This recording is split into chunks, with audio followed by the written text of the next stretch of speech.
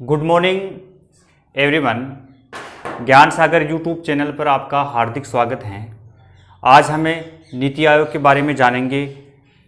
क्या है नीति आयोग, नीति आयोग बनाने की क्यों आवश्यकता पड़ी, इससे पहले इस आयोग को किस नाम से पुकारते थे, देखो जानते हैं। नीति आयोग, नीति आयोग की फुल फॉर्म होती है national institution for transforming India. मतलब इसको हिंदी में बोलते हैं राष्ट्रीय भारत परिवर्तन संस्थान। राष्ट्रीय भारत परिवर्तन संस्थान।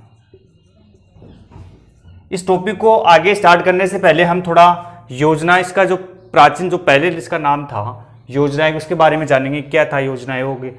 तो देखो योजना आयोग, योजना आयोग इसकी स्थापना 15 मार्च 1950 ईस्वी को की गई थी। किसकी अध्यक्षता में? पंडित जवाहरलाल नेहरू। पंडित जवाहरलाल नेहरू। इसके दो कार्य थे। पहला पंचवर्षीय योजनाओं का निर्माण करना और दूसरा इसका था राज्यों व मंत्रालय संघ शासित प्रदेशों में संघों में वित्त का वित्तीय आवंटन करना। योजना आयोग का काम कौन से थे? पंचवर्षीय योजना बनाना और राज्यों व संघों को वित्तीय आवंटन करना। मतलब है कोई भी 5 साल के लिए योजना बनाई जाती, उसमें सबको क्षेत्र को ध्यान में रख कर कि कौन से क्षेत्र में ज़्यादा विकास की आवश्यकता है, उसके आधार पर इसको बनाया जाता 5 साल के लिए। देखो इसके बाद में हमारी जो अंतिम पंचवर्षीय योजना थी वो 12वीं थी, जिसकी टाइम अवधि 2012 से 2017। देखो 12वीं पंचवर्षीय योजना ये अंतिम पंचवर्षीय योजना थी। इसके बाद में सभी पंचवर्षीय योजना को समाप्त कर दिया गया। ये इसकी टाइम अवधि मैंने बताया 2012 से 2017 थी। इसके बाद में सभी केंद्र के सभी जो कर्मचारी उन्होंने एक मिलकर एक आयोग कमीशन बनाया और उसके स्थान पर इस पर जो था योजना आयोग, इसको हटाकर इसका नाम क्या कर दिया? चेंज, नीति आयोग। जिसका अभी हमने फुल फॉर्म बताया कि national institution for transforming India. इस नीति आयोग की स्थापना 1 जनवरी 2015 ईस्वी को की गई, जिसका मुख्यालय नई दिल्ली बनाया गया। इसका मुख्यालय नई दिल्ली बनाया गया।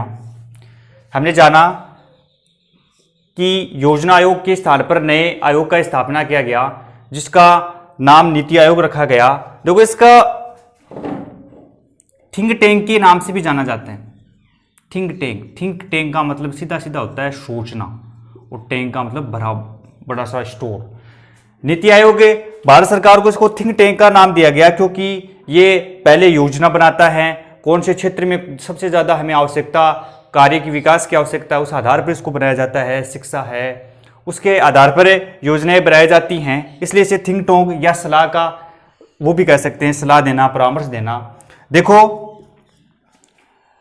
इस आयोग का प्राथमिक कार्य सामाजिक व आर्थिक मुद्दों पर सरकार को सलाह देना का था, ताकि सरकार ऐसी योजना का निर्माण कर सके जो लोगों के हित में हो।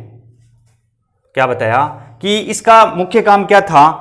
आर्थिक व सामाजिक दृष्टि से लोगों को हितों को ध्यान में रखा गया, जिससे लोगों को रोजगार मिल सके, ज्यादा से ज्यादा लोगों का हित मतलब लाभ हो उनको।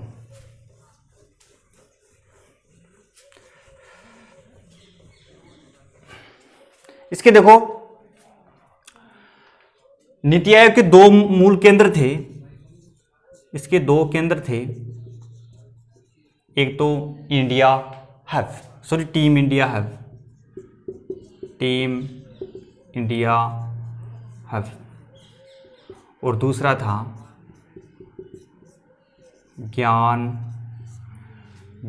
और नवाचार हब। ज्ञान और नवाचार। देखो इसका कार्य क्या था, इसका कार्य ये था राज्यों और केंद्रों के बीच, राज्य और केंद्र के मध्य समन्वय स्थापित करना, समन्वय स्थापित करना। टीम इंडिया हब का मुख्य काम ये था कि राज्य और केंद्र के बीच में समन्वय स्थापित करना। और दूसरा, इस ज्ञान और नवाचार हब का कार्य था नीति आयोग को बेहतर बनाना, मतलब बेहतर काम करे, इसके लिए इसको नई योजनाएं बनाना, या मतलब बेहतर काम करने के लिए कोई काम करे। उसके बाद में देखो हम जानते हैं इसके स्ट्रक्चर के बारे में, कौन कौन से इसमें शामिल होते हैं। नीति आयोग की संरचना, इससे पहले अगर हमें बैग में योजना आयोग में जाएं तो हमने जाना योजना आयोग में बता दिया कि इसका भी अध्यक्ष होता है, एक उपाध्यक्ष नहीं होता। इसका देखो सबसे पहले होता था अध्यक्ष। अध्यक्ष कौन होते हैं? प्रधानमंत्री। और वर्तमान में हमारे प्रधानमंत्री कौन है? श्री नरेंद्र मोदी। उसके बाद में एक होता है उपाध्यक्ष। उपाध्यक्ष की बात करें तो वर्तमान में तो है राजीव कुमार।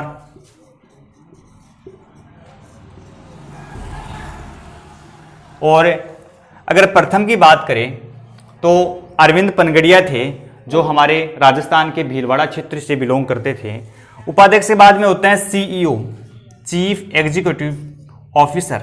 ये वर्तमान में कौन है? अमिताभ कांत।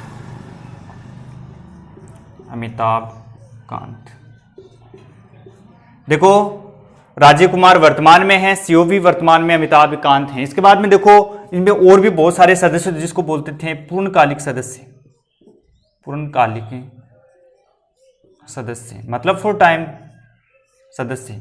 एक तो ये होते थे, एक होते थे पदेन सदस्य। ये पदेन सदस्य भारत के 4 केंद्रीय मंत्री होते हैं। उसके बाद में गवर्निंग काउंसिल, इसके भी सदस्य होते थे। इसका मतलब होता है कि सभी राज्यों के मुख्यमंत्री, केंद्र शासित प्रदेशों के उपराज्यपाल, अगर जिसे केंद्र शासित प्रदेशों में अगर विधानसभा है तो वहाँ के सारे मुख्यमंत्री इसमें क्या होंगे? सदस्य होंगे। जो योजना आयोग था, बस यही बात इसमें भिन्न थी कि उसमें किसी भी राज्य के मुख्यमंत्री को शामिल नहीं किया गया, उनको बोलने का अधिकार नहीं दिया गया कि कौन से क्षेत्र में हमें विकास की आवश्यकता है। इस नीति आयोग में सबसे ऊपर इस मुख्यमंत्री, मतलब नीचे से स्टार्ट किया है, जिससे सीधा विकास हो सके, हम जान सके, केंद्र जान सके कि किसके बारे में क्या हो चुका है, मतलब कहाँ पर विकास की आवश्यकता है। इसके बाद में कुछ विशेष आमंत्रित सदस्य थे, जो प्रधानमंत्री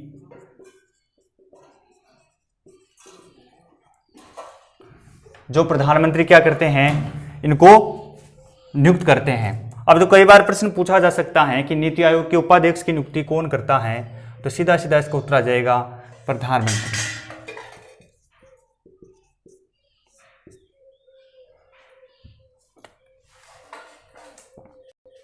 पूर्णकालिक सदस्य, पदेन सदस्य, मैंने बताया पदेन सदस्य 4 केंद्रीय मंत्री होंगे, जो वर्तमान में हम इसके बारे में आगे जानेंगे कौन कौन से इसके पूर्णकालिक सदस्य हैं, पदेन सदस्य हैं। गवर्निंग काउंसिल तो मैंने बताया दिया कि सारे राज्यों के मुख्यमंत्री व केंद्र शासित प्रदेशों के उपराज्यपाल।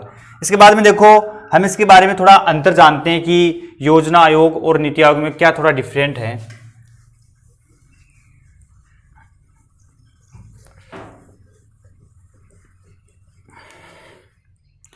देखो नीति आयोग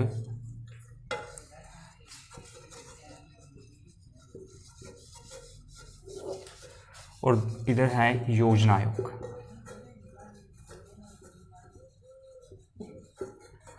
नीति आयोग है, ये बॉटम टू टॉप अप्रोच है,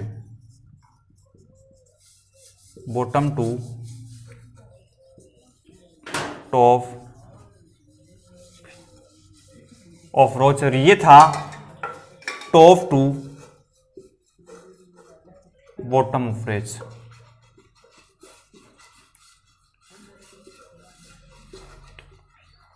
इसका मतलब देखो, नीति आयोग, देखो योजना आयोग में सबसे पहले सारे प्लानिंग कहाँ पर होता था? केंद्र में होता था, कि वही सारी योजना बनाते, वही लागू करते, और सारा हक फिर थोपते किसके ऊपर है? सभी राज्यों पर, कि हाँ हमें इतनी विकास दर चाहिए, सारे काम उनको करने पड़ते। अगर किसी राज्य में मुख्यमंत्री को किसी की समस्या है तो वह सीधे सवाल जवाब नहीं कर सकता था,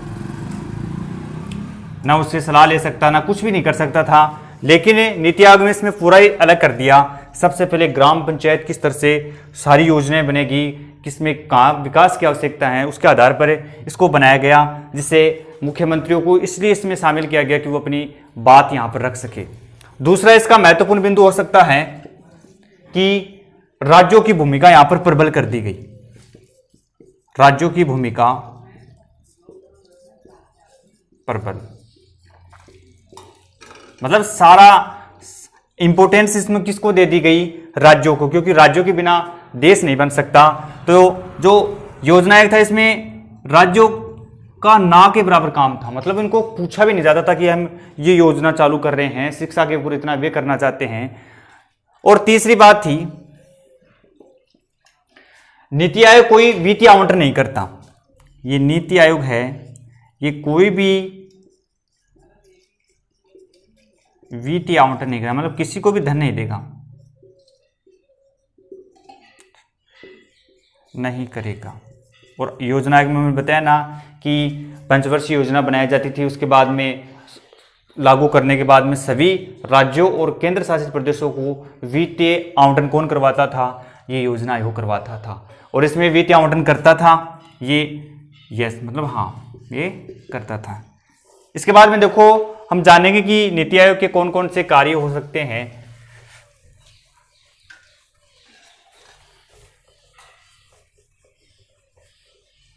देखो नीति आयोग के कार्य, नीति आयोग के कार्य में सबसे पहले राष्ट्रीय विकास के लिए राज्यों की सक्रिय भागीदारी को बढ़ाना, मतलब राज्यों के विकास के लिए या राज्यों के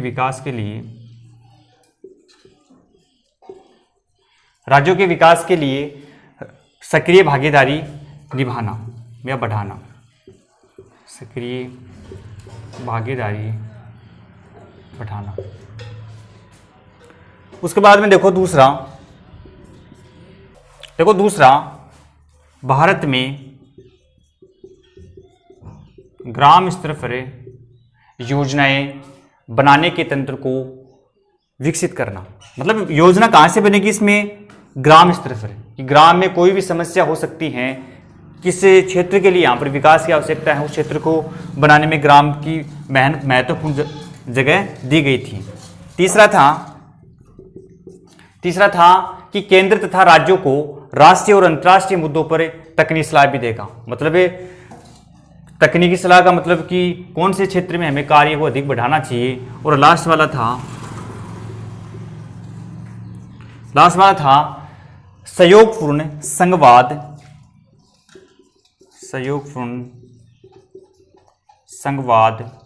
को बढ़ावा देना।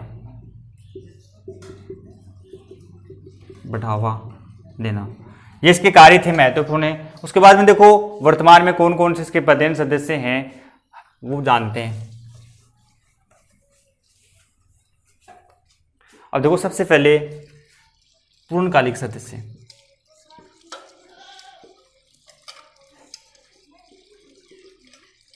पहला था डॉक्टर विनोद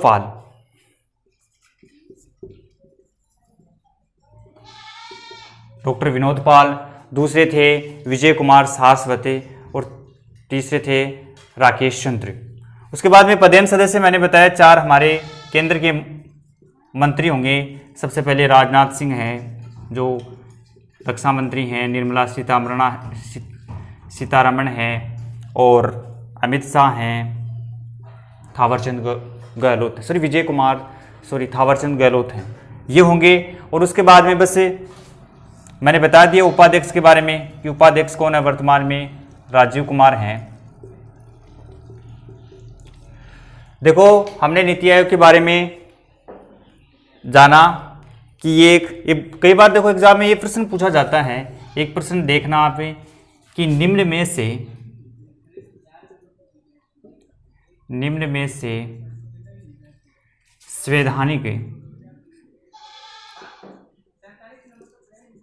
संवैधानिक संस्था नहीं है, तो ए में दे दे निर्वाचन आयोग, बी में दे दे नीति आयोग, सी दे दे। देखो, बहुत बार प्रश्न पूछा जाता है कि नीति आयोग संवैधानिक निकाय है या नहीं।